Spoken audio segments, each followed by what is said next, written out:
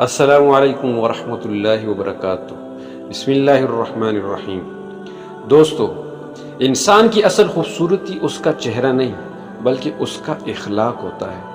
اچھے اخلاق وہ دولت ہے جو دلوں کو جیت لیتی ہے، دشمنوں کو دوست بنا دیتی ہے اور انسان کو لوگوں کی نظروں میں عزت عطا کرتی ہے۔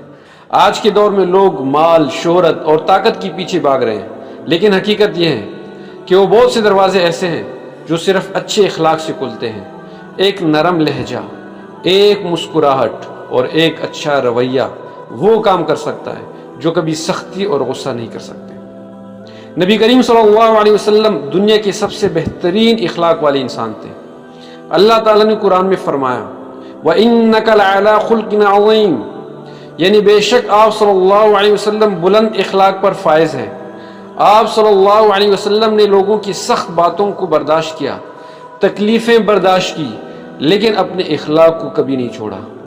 یہی وجہ تھی کہ لوگ آپ صلی اللہ علیہ وسلم کی کردار سے متاثر ہو کر اسلام قبول کرتے تھے۔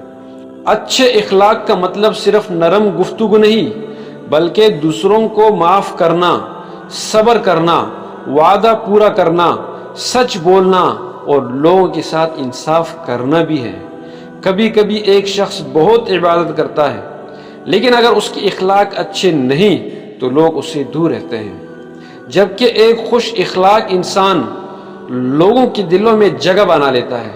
نبی کریم صلی اللہ علیہ وسلم نے فرمایا کہ قیامت کے دن مومن کے ترازو میں اچھے اخلاق سے زیادہ وزنی کوئی چیز نہیں ہوگی۔ سوچئے، گھر کے جھگڑے، دوستیوں کی دوریاں اور رشتوں کی تلخیاں اکثر بد اخلاقی کی وجہ سے پیدا ہوتی ہیں۔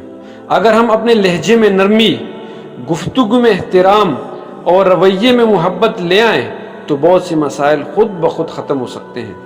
اچھے اخلاق کمزور لوگوں کی نشانی نہیں بلکہ مضبوط انسان کی پہچان ہے۔ غصے کے وقت اپنے آپ کو قابو میں رکھنا، غلطی پر معاف کر دینا اور برائی کا جواب بلائی سے دینا بہت بڑی طاقت ہے۔ آج دنیا کو اچھے اخلاق والے لوگوں کی ضرورت ہے، ایسے لوگ جو دوسروں کے لیے آسانی پیدا کریں، محبت بانٹیں اور اپنے کردار سے اسلام کی خوبصورتی دکھائیں۔ آئیے عہد کریں کہ ہم اپنے اخلاق کو بہتر بنانے کی کوشش کریں گے، اپنے گھر والوں، دوستوں اور ہر انسان کے ساتھ حسن سلوک سے پیش آئیں گے۔ اللہ تعالی ہمیں نبی کریم صلی اللہ علیہ وسلم کی اخلاق اپنانے اور ان پر عمل کرنے کی توفیق عطا فرمائے۔ جزاکم اللہ خیرا کثیرا۔